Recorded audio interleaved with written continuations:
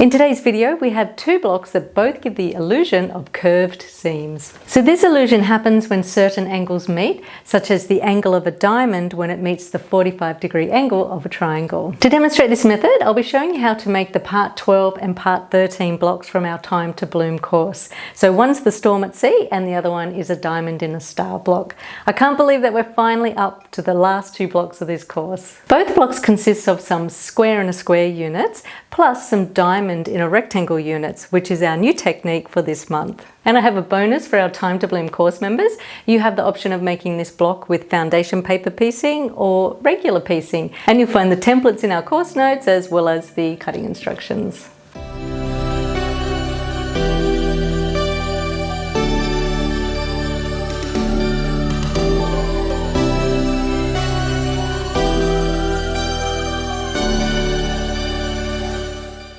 First up is the Storm at Sea block. Here are the pieces all cut out ready to sew, and you'll notice that I've already cut some of the squares once on the diagonal to make some smaller triangles. To cut the diamonds out, take the long strip and we're going to use a template which you'll find in the course notes. So you just need to cut this template out exactly on the outside line.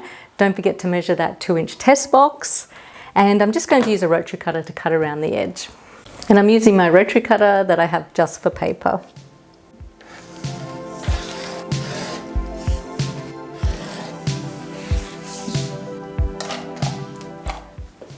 So here's my template. And when you put this onto the strip, you'll see that it is actually the same width as the strip in one direction, and then we just have our other two angles to cut. So to make sure that it's going to be really nice and accurate, I'm going to use my glue stick and I'm just going to put a couple of dabs in the very corners. So those corners will end up in the seam allowance, and just popping that on like that. The strip's a little bit longer than required, just to make sure that we don't run out of fabric or anything. And now I'm just going to take my ruler and cut on this along the edge of the diamond. So don't be tempted to just cut next to the paper without a ruler, because that could be a little bit dangerous.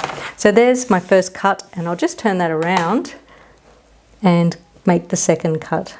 So there's our first diamond, and now all you have to do is just continue with that same angle and the template to cut out the rest of the diamonds.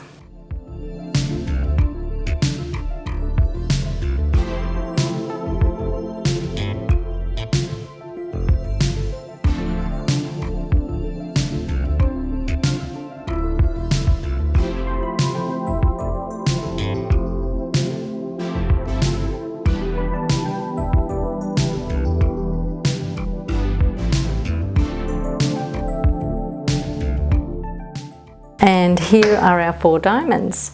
So let's pop those aside for a moment while we cut the outer pieces of the diamonds. So to do this, take the rectangles that were cut, and we're going to place 2 rectangles with the right sides facing. This is really important to make sure that these pieces come out as pairs. So just pop them right sides facing, and then we're going to take the ruler and place it on with the opposite diagonal corners lining up, and we're just going to cut along there. So go ahead and cut all of the rectangles in the same way, not forgetting to put 2 rectangles right sides facing or right sides together before you cut. 2 rectangles that are cut with the right sides facing are going to give you pairs. So you'll have a pair for one end of the diamond and a pair for the other end of the diamond. So I just wanted to make mention that the diamonds are cut to the exact size with a 1/4-inch seam allowance around the edge. That's why we use the template. And then our outer diamond pieces, they're cut a little bit bigger, so once we have made our unit, we'll be able to trim it back to the correct size. So to sew these pieces together, we're just going to take an outer diamond piece and put it right sides together with the edge of the diamond. And to make sure that we're going to have enough space around the edge with our outer diamond piece, make sure every time you go to sew, this outer diamond piece is extending 1/8 of an inch past the pointy end of the diamond. And then our other piece is just going to go right sides together with the other side, once again extending that end of the outer diamond 1/8 of an inch past the pointy end. So let's head to the machine and sew. Okay, so it really doesn't matter if you sew with the outer diamond piece on top or if you sew with the diamond on top. There are going to be some bias edges which are a little bit stretchy, so just make sure that you spray starch and iron your fabric before you do cut them out. So I'm actually going to sew with the diamond on top, just so that I can show you how I have extended that outer diamond 1/8 of an inch past the pointy end of the diamond. Okay, so let's sew.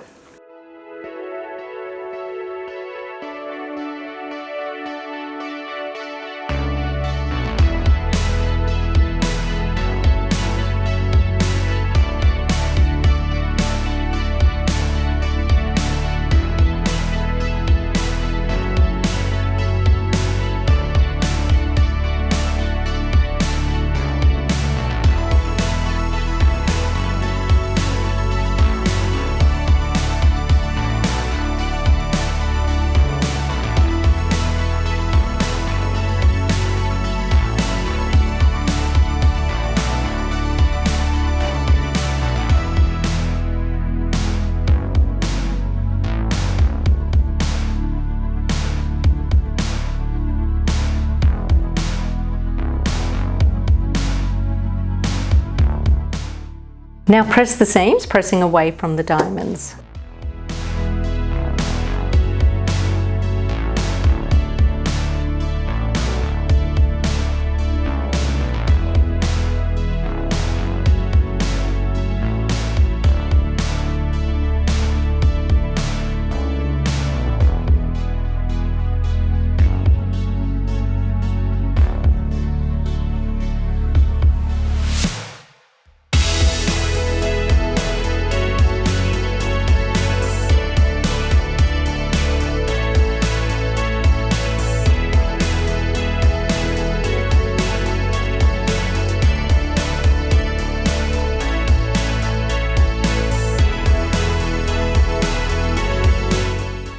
Trim away the excess corners before you sew the other outer diamond pieces on, and then now it's just a matter of sewing the other outer diamond pieces on in exactly the same way.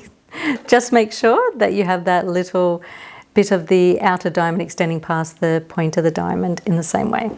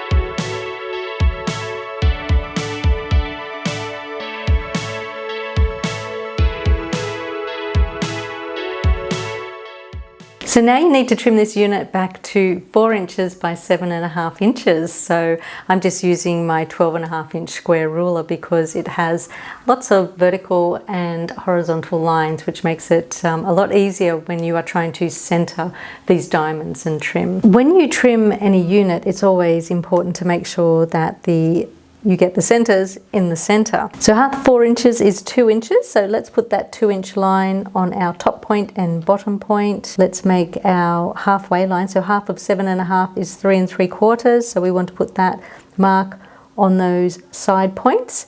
And we're just making sure that we have 1/4 of an inch extending past all sides of our diamond. And that looks about right. Okay, so trimming up the side, across the top, and rotate that so we have our straight edges on the left side and bottom edge, placing our 4 inches by 7.5 inch lines on our trimmed edges. There we are, and trimming up the side and across the top. And there's our diamond unit. So now I'm going to make a diamond unit using foundation paper piecing. I have already cut my template out. I measured to make sure that it's the correct size, and I've rolled over each line using a tracing wheel. Don't forget when you use a tracing wheel to use an old cutting mat because it can leave marks. Now, as our diamonds are exactly the right size that we need with a 1/4 inch seam allowance, I'm just going to turn my template over to the blank side and mark a 1/4 inch outside of the diamond shape. So now I know exactly where to position my diamond, positioning it just inside those marked lines. And you can hold that in place with a pin, but because it's quite a large piece, I'm just going to use a few dabs of glue in the corners just to hold it in place. So now I'm going to head to the machine to make this unit and enjoy the montage.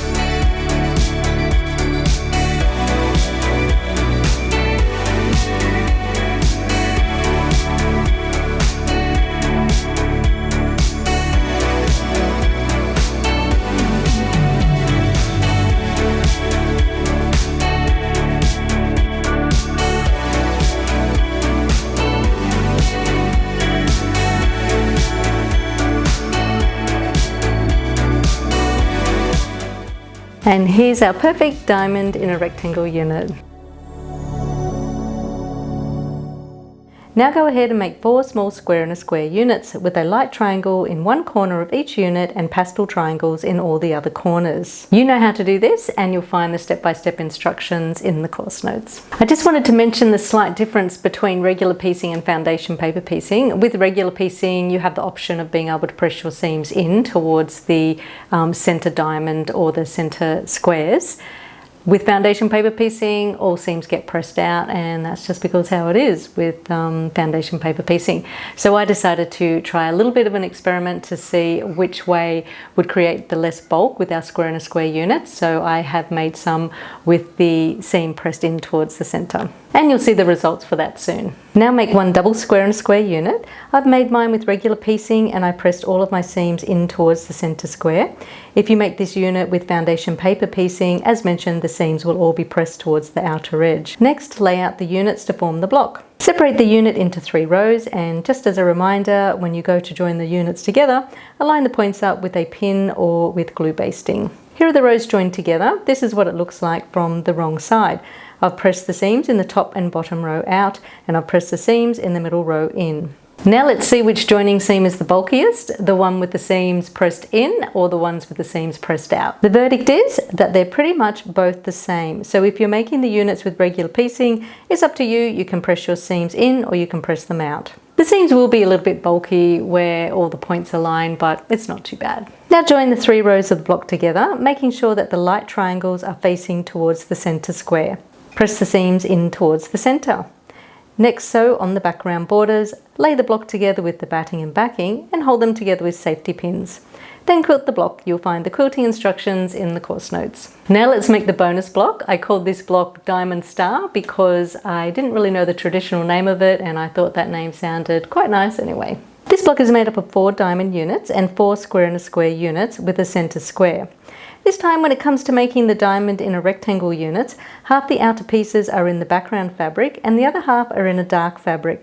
These dark fabric pieces form the star points. They're made exactly the same way as the Storm and a Sea units, so go ahead and make them using your choice of regular piecing or foundation paper piecing. Next, make 4 square and square units with a medium fabric in one corner of each unit. Now lay all of the units out to form the block with the background square in the center. Separate the pieces into 3 rows and join.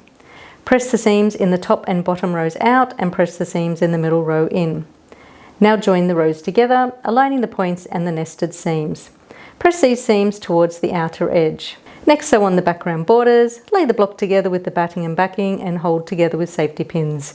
Then quilt the block. Once again, you'll find the quilting instructions in the course notes. Well, there you go. There's all the blocks now for our Time to Bloom course. I can't believe that 12 months has passed by so quickly. We just want to thank everyone for joining in with the course.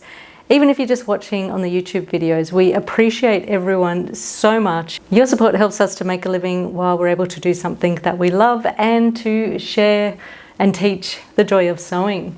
So our Storm at Sea block goes up the top, and then the Diamond Star goes at the bottom, and we have our new applique block, which are just some simple roses. So some of the blocks, you know, had to just be simple blocks without any creatures in them. Now it's a huge feat trying to design a sampler quilt and to keep everything balanced because we're working with so many different shapes. So feel free to move any of the blocks around. So just to suit what you want to do, make it your quilt. That's the most important thing to do. And we'll be back again next month, so this time next month, where we're going to start trimming the blocks and joining the rows together. So that's super exciting. The following month after that, we're going to join the rows together, and then the following month after that, we're going to extend our queen size quilt into a king size quilt, and I've almost made the final decision on what my borders are going to be, and I'll let everybody know in the course notes. So thanks for watching, everyone. Bye.